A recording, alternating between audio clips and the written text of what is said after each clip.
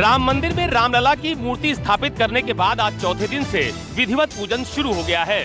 आज अयोध्या में प्रातः 9 बजे अरण्य मंथन से अग्नि प्रकट हुई। उसके बाद पूर्ण गणपति आदि स्थापित देवताओं का पूजन, द्वारपालों द्वारा सभी शाखाओं का वेद पारायण, देव प्रबोधन, औषधाधिवास, केसराधिवास, घृताधिवास, कुंड पूजन, पंचभू संस्कार हुआ। अरण्य मंथन द्वारा प्रकट हुई अग्नि की कुंड में स्थापना सहित सभी पूजन विधियों को पूर्ण किया गया। खुद मुख्यमंत्री योगी आदित्यनाथ भी आज अयोध्या के दौरे पर हैं, जो प्राण प्रतिष्ठा की सभी तैयारियों का जायजा भी ले रहे हैं। खास बात ये भी है कि इसी के साथ सभी पूजन विधियों को पूर्ण करने के बाद आज शाम से ही सायंकालीन आरती और पूजन भी शुरू होगा। कैमरा पर्सन सचिन सैनी के साथ अशोक तिवारी, अयोध्या, न्यूज़ 24। अयोध्या में 22 जनवरी को प्राण प्रतिष्ठा समारोह में प्रधानमंत्री नरेंद्र मोदी के अलावा कई दूसरी विशिष्ट हस्तियां भी इस कार्यक्रम में शामिल होंगी। इसमें से 506 बड़ी हस्तियों को उत्तर प्रदेश सरकार का विशेष अतिथि का दर्जा हासिल होगा। प्राण प्रतिष्ठा के कार्यक्रम में देश के जाने माने उद्योगपति रतन टाटा, मुकेश अंबानी, देश के महानायक अमिताभ बच्चन, अभिनेत्री माधुरी दीक्षित, वेटलिफ्टर कर्णम मल्लेश्वरी, अभिनेता प्रभास सहित करीब 506 राज अतिथि रामलला की प्राण प्रतिष्ठा के साक्षी होंगे। इनमें से बड़ी संख्या में विशिष्ट जनों ने समारोह में आने के लिए अपनी स्वीकृति पहले ही दे दी थी, जबकि अन्य की स्वीकृति आना अभी बाकी है। पूरी सरकारी मशीनरी इनकी व्यवस्था में जुट गई है। फिल्मी जगत से अनुपम खेर, अल्लू अर्जुन, उषा मंगेशकर समेत तमाम दूसरी बड़ी हस्तियों को भी योगी सरकार में विशेष अतिथि का दर्जा प्राप्त होगा। कैमरा पर्सन धर्मेंद्र कुमार साहू के साथ मानस श्रीवास्तव, लखनऊ, न्यूज़ 24। गुजरात में बने 12 शिलालेखों में दर्ज हुआ राम मंदिर का इतिहास। वडोदरा से अयोध्या पहुंचे शिलालेख।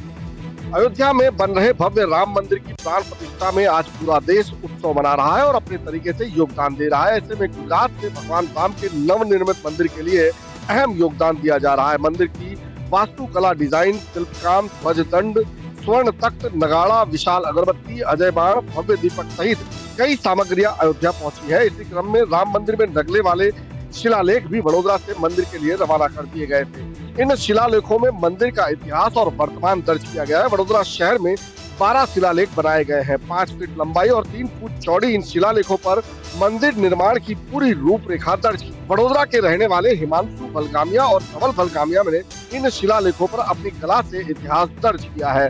जल्द ही राम मंदिर का इतिहास राम मंदिर प्रांगण में बने हॉल के अंदर इन शिलालेखों के माध्यम से दर्शकों को देखने को मिलेगा। कैमरामैन प्रभात साथ भूपेन्द्र सिंह, अहमदाबाद, न्यूज़ 24। बिहार में एक बार फिर से राजनीतिक हलचल तेज हो चुकी है। एक तरफ आज सुबह राजा सुप्रीमो लालू प्रसाद यादव अपने बेटे डिप्टी सीएम तेजस्वी यादव के साथ मुख्यमंत्री आवास पहुंचे और करीब 30 मिनट तक मुख्यमंत्री से बंद कमरे में दोनों के बीच मुलाकात हुई। ऐसा माना जा रहा है कि सीट शेयरिंग को लेकर दोनों नेताओं के बीच बातचीत हुई है। दूसरी तरफ आज बीजेपी ने विधानमंडल की बैठक बुला ली है, जिसमें तमाम बीजेपी के विधायक और विधान परिषद के सदस्य इस बैठक में मौजूद हैं। और सबसे बड़ी बात है कि तेजस्वी यादव मुख्यमंत्री से मिलने के बाद मीडिया के सामने उन्होंने बयान दिया कि महागठबंधन में सब कुछ ऑल इज वेल है और हम लोग मुख्यमंत्री से मिलने इसलिए गए थे कि सीट शेयरिंग पर अभी तक महागठबंधन में आम सहमति नहीं बनी है। लेकिन सबसे बड़ी बात है कि इन सब मुद्दों को लेकर बिहार में एक बार फिर से अटकलों का जो बाजार है वह गर्म हो गया है। कैमरामैन ऋषि के साथ सौरभ कुमार, पटना, न्यूज़ 24। प्रधानमंत्री नरेंद्र मोदी शुक्रवार की सुबह महाराष्ट्र के सोलापुर पहुंचे। प्रधानमंत्री का स्वागत मुख्यमंत्री एकनाथ शिंदे और दोनों उप मुख्यमंत्री द्वारा किया गया।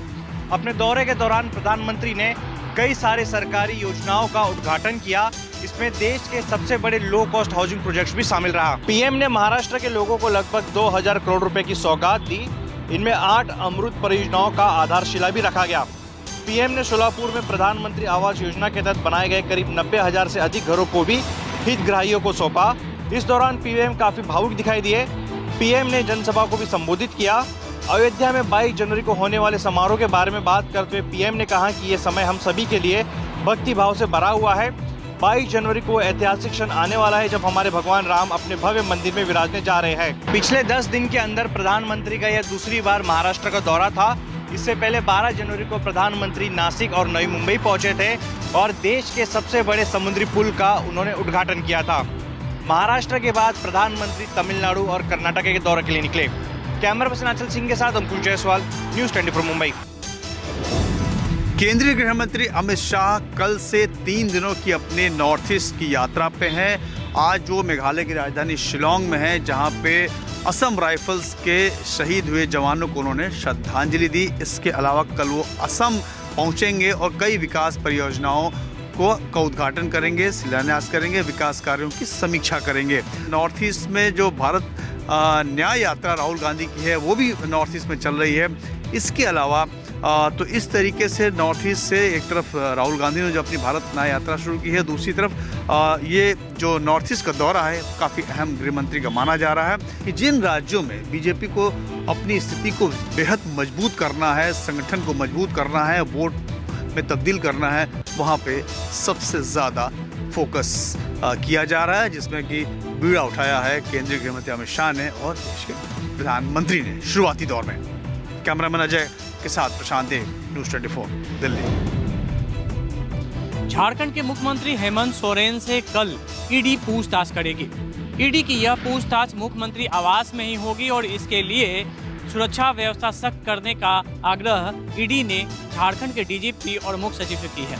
ईडी की तरफ से झारखंड के डीजीपी और मुख्य सचिव को भेजे गए पत्र में कहा गया है कि कल झारखंड के मुख्यमंत्री हेमंत सोरेन से पूछताछ होनी है और ऐसे में सुरक्षा व्यवस्था को लेकर पुख्ता व्यवस्था की जानी चाहिए, क्योंकि कई आदिवासी संगठनों ने ईडी का विरोध करने का ऐलान किया है। इसके लिए मुख्यमंत्री आवास के साथ ही ईडी दफ्तर और वहां से जो अधिकारी पूछताछ करने जाएंगे उन्हें एस्कॉर्ट करने के लिए सुरक्षा बल मुहैया कराए जाने की मांग की गई है। हेमंत सोरेन ने ईडी को जो पत्र भेजा था उसमें 20 जनवरी को मुख्यमंत्री आवास में पूछताछ करने के लिए कहा था और इसके बाद ईडी ने पूछताछ के लिए अपनी तैयारी शुरू कर दी है। आपको बता दें कि खनन घोटाले मामले और PMLY के तहत मुख्यमंत्री हेमंत सोरेन से पूछताछ होनी है और इसको लेकर ईडी 7 बार उन्हें पहले भी सम्मन दे चुकी थी। रांची से आकाश सिंह और कैमरामैन सनी के साथ अमिताभ ओझा, न्यूज़ 24। राजस्थान की 16वीं विधानसभा का पहला सत्र शुरू हो गया। परंपरा के अनुसार इस सत्र की शुरुआत राज्यपाल कलराज मिश्र के अभिभाषण से हुई। अपने अभिभाषण में राज्यपाल ने नई भजनलाल सरकार की योजनाओं को लेकर रोड मैप रखा। साथ ही पिछले 5 साल तक कई बार कैबिनेट में पारित बातों को ही राज्यपाल ने अपने अभिभाषण में पढ़ा और इस बार भी उन्होंने बीजेपी सरकार के कैबिनेट में पारित अभिभाषण को पढ़ा, जिसमें पूर्ववर्ती कांग्रेस सरकार की योजनाओं की कई कमियों के बारे में भी बताया और यह बताया कि किस तरह से आने वाले दिनों में नई बीजेपी सरकार राजस्थान की जनता के लिए काम करने वाली है। कई जगह पर भ्रष्टाचार, अपराध बढ़ने की बात भी पुरानी सरकार में उन्होंने कही और कहा कि नई भजनलाल सरकार किस तरह से इन अपराधों पर रोकथाम लगाएगी। 450 रुपए के गैस सिलेंडर योजना, आयुष्मान भारत के स्वास्थ्य बीमा योजना के बारे में भी उन्होंने बातचीत की। तो राज्यपाल ने अपनी तरफ से नई भजनलाल सरकार की कार्य योजनाओं को लेकर अपने अभिभाषण में जिक्र किया और बता दिया कि सरकार आने वाले दिनों में किस तरह से जनता के लिए काम करने वाली है। कैमरामैन विजय सिंह के साथ श्रीवत्सन, जयपुर, न्यूज़ 24। आने वाले लोकसभा और विधानसभा चुनावों को देखते हुए हरियाणा की राजनीति पूरी तरह गरमाई हुई है और इसी के चलते ही जो SR ग्रुप है उसने भी अपनी जन संदेश जो यात्रा है वो हिसार से शुरू की हुई है, जिसमें रणदीप सुरजेवाला के साथ साथ कुमारी शैलजा और किरण चौधरी इस यात्रा को लोगों के पास लेके जा रहे हैं। और वहीं पर कांग्रेस के जो हरियाणा के इंचार्ज है दीपक बाबरिया ने भी एक पत्र के थ्रू स्पष्ट कर दिया कि कांग्रेस का जो असल प्रोग्राम यही है, जिसकी शुरुआत जींद से पूर्व मुख्यमंत्री भूपेंद्र सिंह हुड्डा ने की थी, क्योंकि अब सभी को असमंजस ये है कि कौन सी कांग्रेस असली है। कहीं ना कहीं कांग्रेस में आपसी खींचतान ही दर्शा रहा है। अब देखना होगा कि आने वाले समय में हरियाणा में कौन कौन से दिग्गज कौन कौन सी पार्टी छोड़कर एक दल से दूसरे दल में कहां पर जाएंगे। कैमरामैन गंभीर सिंह राणा के साथ विशाल इंग्लिश, न्यूज़ 24, चंडीगढ़। आरक्षण की मांग को लेकर लड़ने वाले मराठा समाज के नेता मनोज जरांगे पाटिल ने अब आरक्षण को लेकर महाराष्ट्र सरकार को आखिरी चेतावनी दी है। इस आखिरी चेतावनी के बाद महाराष्ट्र सरकार अब हरकत में आई है। राज्य के अपर मुख्य सचिव ने एक अध्यादेश निकाला है और महाराष्ट्र के सभी जिला अधिकारियों को कहा है कि जिला लेवल पर और तहसील लेवल पर एक कैंप लिया जाए और मराठा समाज को यहाँ पर कुणबी का सर्टिफिकेट दिया जाए। अपर मुख्य सचिव के मुताबिक राज्य में 54 लाख मराठाओं को अभी भी सर्टिफिकेट मिलना जरूरी है। मनोज जरांगे पाटिल ने सरकार को कहा है कि अब अगले 3 से 4 दिनों में अगर सर्टिफिकेट नहीं मिलता है तो मनोज जरांगे पाटिल 20 तारीख को अंतरवाली सराटी जालना से मुंबई की तरफ कूच करेंगे और 26 जनवरी को वो मुंबई में दाखिल होंगे। मनोज जरांगे पाटिल ने दावा किया है कि उनके साथ 3 लाख मराठा लोग वहां पर होंगे। कैमरामैन अखिलेश सिंह ठाकुर के साथ विनोद जगदाले, न्यूज़ 24 मुंबई। चुनाव से पहले जांच एजेंसियों का उद्धव गुट पर शिकंजा कसते जा रहा है। केंद्रीय जांच एजेंसी के बाद अब राज्य की जांच एजेंसियां भी एक्शन मोड पर है।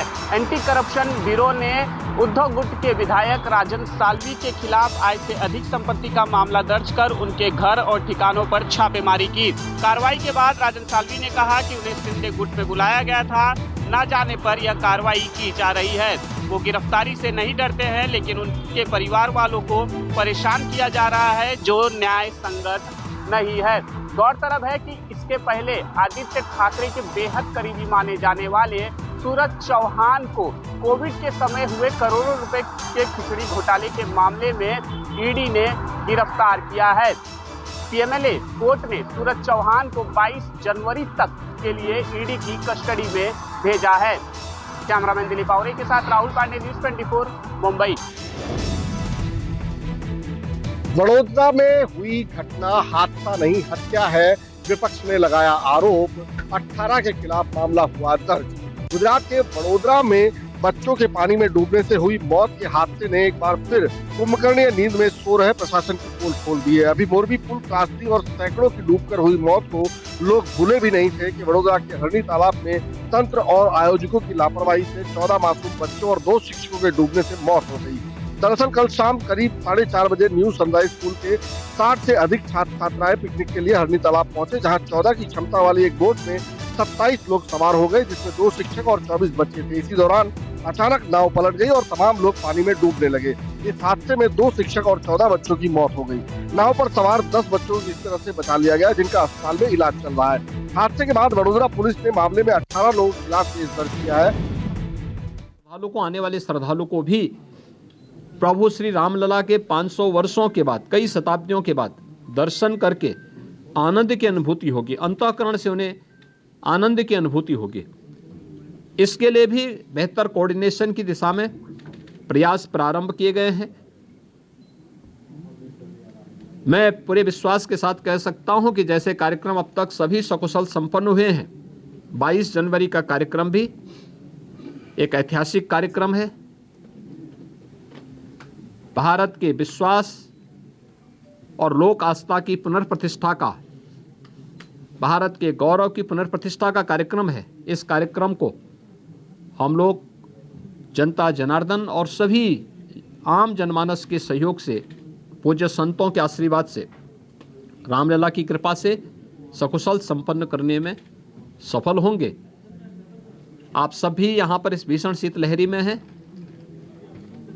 मैं आप सबको भी हृदय से धन्यवाद देता हूँ कि अयोध्या की पल पल की घटनाओं को, पल पल की खबरों को आप देश तक पहुँचा रहे हैं और इस अपील को भी पहुँचाएंगे कि बिना प्रोग्राम के और बिना किसी उसके अगर लोग थोड़ा सा धैर्य रख करके अपनी बारी का इंतजार करने के साथ यहाँ के लिए कार्यक्रम के अनुसार आएंगे तो किसी को भी असुविधा नहीं होगी। इस प्रकार की व्यवस्थाएं यहाँ पर की जा रही हैं और प्रदेश सरकार, स्थानीय प्रशासन इसमें भरपूर सहयोग करेगा।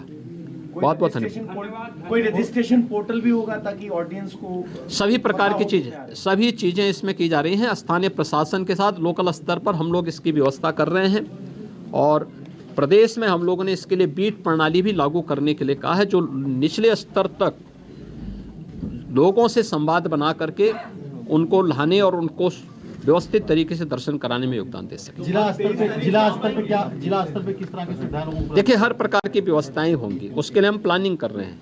जैसे ट्रेन्स आएंगी यहाँ पे, ऐसे ही लोकल स्तर पर हम राज्य से बसेज की व्यवस्था की तैयारी करेंगे। हम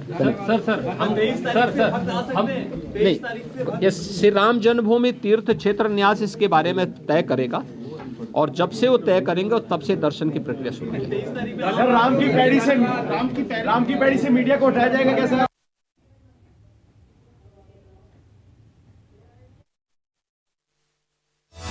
इस बार के गणतंत्र दिवस समारोह में कर्तव्य पथ पर आपको भारतीय वायुसेना की वायु शक्ति देखने को मिलेगी। कैसा लगा जब अग्निवीर का जब स्कीम आया था तो क्या सोचा आपने और परिवार में क्या आपने बोला कि आप सेना में जाना चाहती हैं? परिवार वाले मेरे बहुत खुश थे कि मेरी बेटी जा रही है अग्निवीर ज्वाइन करने, स्पेशली एयरफोर्स में। They are very happy.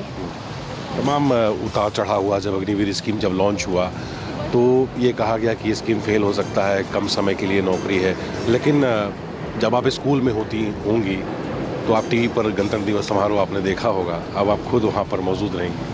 ये बहुत अच्छी स्कीम है हम यंग युवाओं के लिए। इससे हम अपना फ्यूचर आगे के लिए बहुत अच्छे से तैयार कर सकते हैं और इस स्कीम ने तो मेरी बहुत मदद की है और बाकी लड़कियों के लिए भी ये स्कीम बहुत अच्छी है। ये महिला अग्निवीर जो कि भारतीय वायुसेना की हैं, जो कि इस बार पार्टिसिपेट करेंगी कर्तव्य पथ पर और अपना दमखम जो है भारतीय वायुसेना को दिखाने के लिए तैयार है। कैमरा पर्सन नितिन के साथ पवन मिश्रा, न्यूज़ 24 दिल्ली।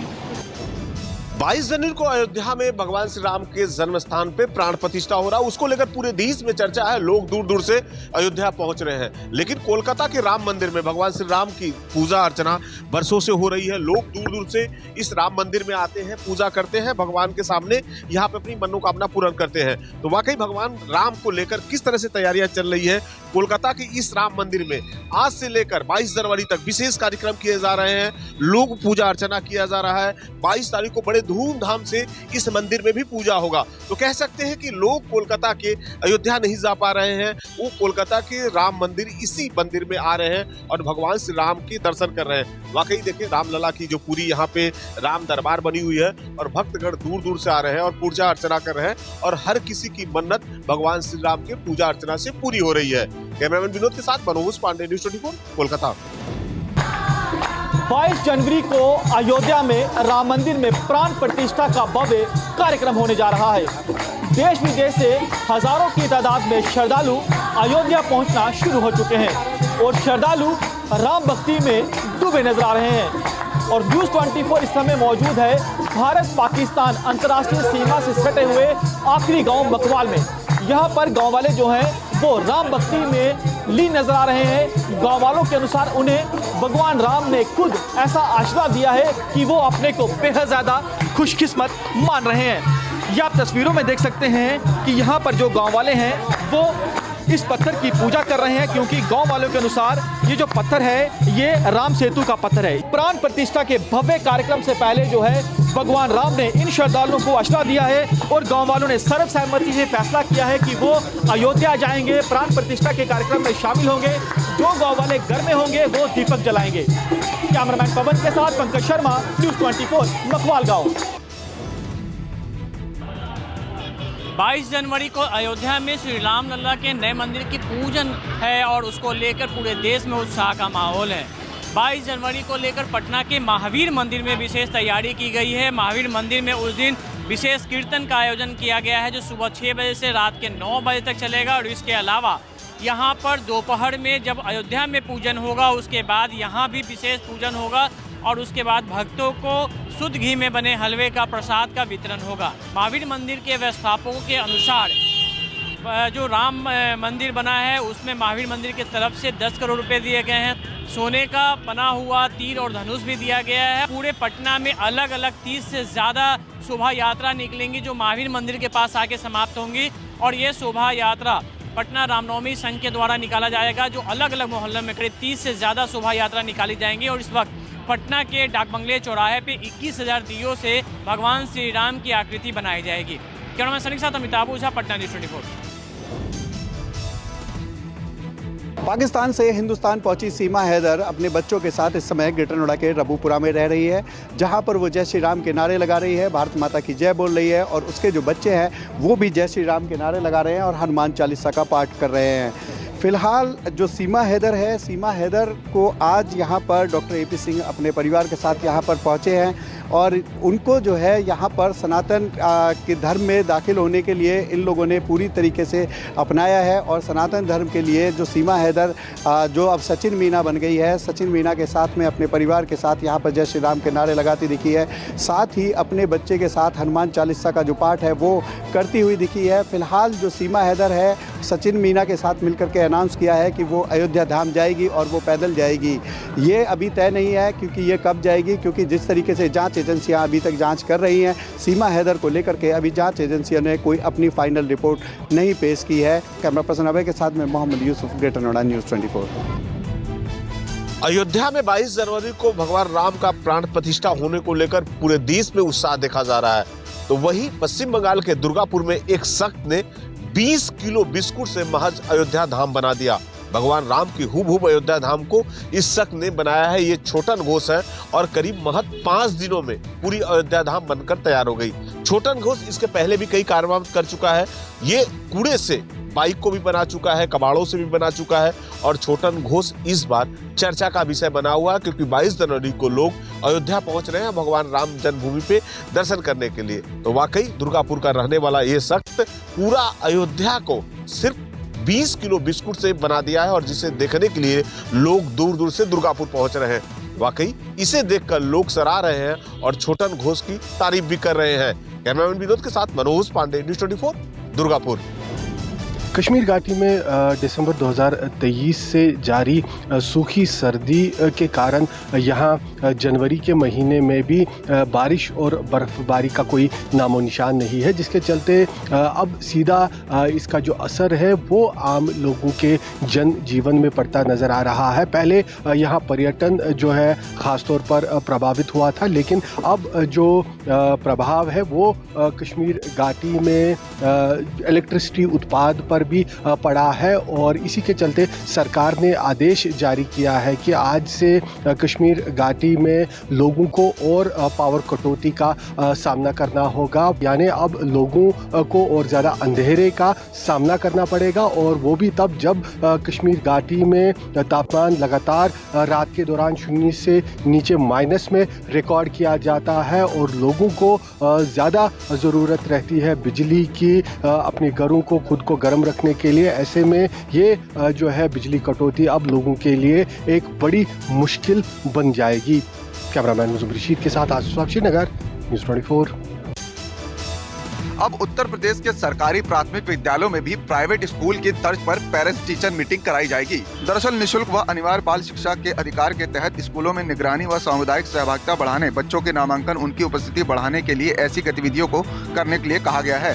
सरकार ने इस बात पर लगातार प्रयास कर रही है कि प्रदेश में सरकारी विद्यालयों में भी निजी स्कूलों की तर्ज पर गतिविधियां होनी चाहिए, जिससे न केवल सरकारी स्कूल में बच्चों और अभिभावकों को रुझान बढ़ेगा, बल्कि टीचर्स और पेरेंट्स दोनों के बीच एक दूसरे को समझकर बच्चे के शैक्षिक विकास पर ध्यान दे, इसलिए ये प्रयोग शुरू किया गया है। इसके अलावा सरकार की तरफ से ये भी कहा गया है कि निजी स्कूलों की तर्ज पर हर साल एक वार्षिक उत्सव भी मनाया जाए चाहिए, जिसमें छात्रों, शिक्षकों और अभिभावकों के साथ पूर्व छात्र को आमंत्रित किया जाए। ऐसा करने से स्कूल में पढ़ने वाले बच्चों को अच्छा माहौल मिलेगा और स्कूल में सिर्फ एजुकेशन ही नहीं बल्कि स्पोर्ट्स को लेकर के भी कल्चरल एक्टिविटी भी प्रोत्साहन मिलेगा। साथ ही आपको ये भी बता दें कि ये व्यवस्था तत्काल प्रभाव से उत्तर प्रदेश के सभी सरकारी प्राथमिक विद्यालयों में लागू कर दी गई है। कैमरा पर्सन धर्मेंद्र साहू के साथ मनोज पांडे, लखनऊ, न्यूज़ 24।